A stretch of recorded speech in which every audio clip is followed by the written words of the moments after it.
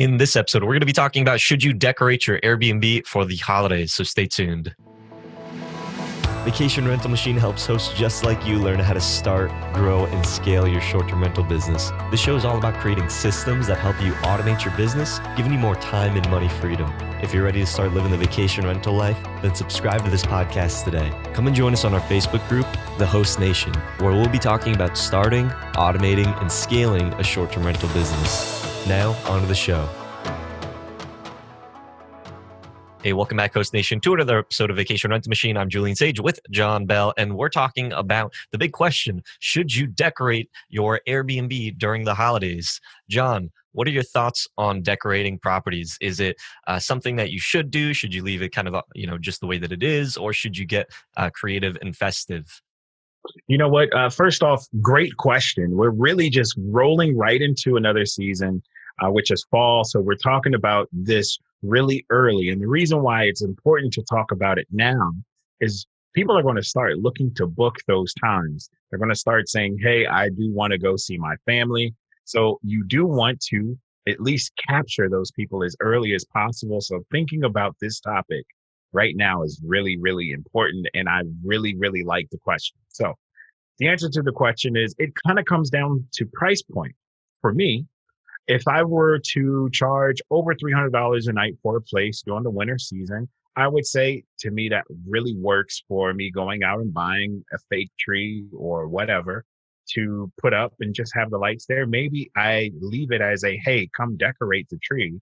We leave you with some items to decorate it, and we just put up the tree itself, and the family comes and decorates it, similar to how they would do in Christmas time. So I would say definitely this could be something that we do. So yes.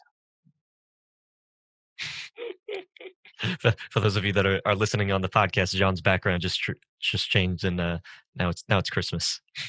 Now it's Christmas, right? This does add to the experience that the person can have, and still giving the same comforts of home, but maybe just giving them a bigger space or a more unique space than they would have in general. So maybe those people really want to experience a white Christmas. So maybe they're going to go stay out in a cabin in the woods somewhere where it does snow. And they want this instead of going out and cutting down a tree. Maybe you can just provide one. Not everybody's really going to be a renegade and go out and just do it themselves.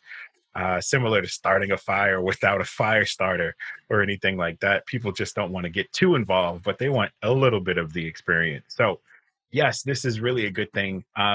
For all the other listings that are not necessarily above that certain price point or not pulling in a high dollar customer, there are other little things that you can do.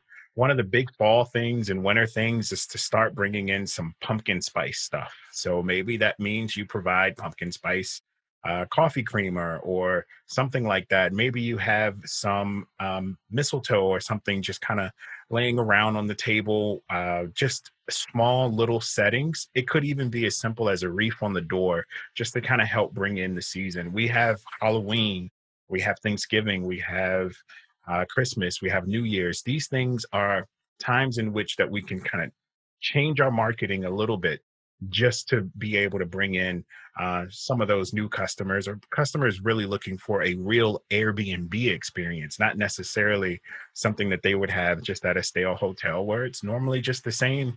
Yeah, the lobby's great, but I mean, it's not the room. I can't really go take a picture of it in my PJs. So that's why this is a great idea. So you mentioned things like Halloween and Christmas, John, but I know that there's probably some people that maybe they just say like, hey, I am totally against Halloween. That is against my, my religion, or just I think it's an evil holiday. Or there's other people that say, I don't believe in Christmas. I think that it should just be, the holidays, or I'm Jewish. I celebrate, Hanukkah. So how do you accommodate all those different types of people? Should we be keeping things very general, or should we get, very specific to, our beliefs? Yeah, it really should be general. Let's take Halloween. Halloween is one of those times when you go carve a pumpkin. Well, maybe you don't carve the pumpkin, but you provide the pumpkin. And maybe you also provide a knife and instructions to make pumpkin pie. That way you're somewhat neutral, right? Hey, you can use this to make a carving out of something scary, or you can use it to make pumpkin pie. Those two options kind of keep you very neutral. And one thing about fall and most of the winter seasons, they go for a look. Like, fall, you got the color changing of the leaves. So, like a colorful wreath, nobody's really going to be offended by anything like that. So, you do want to be somewhat neutral, but you want to give flexibility because people will twist and do things as they really see it for themselves. But you don't want to impose anything on them. So you're saying don't include things like for Halloween, including like witches or witch hats and stuff like that. Shy away from anything that isn't more of a general neutral, season feel. If you're going to do it more hardcore like that with the witches and let's say the skeletons and all the scary stuff, make sure you put it in your listing so they know, hey, this is what it's going to be when you get there. Don't surprise anybody with these items because they might not like them. Little kids might not like Halloween. They might be terrified and they can't sleep at night.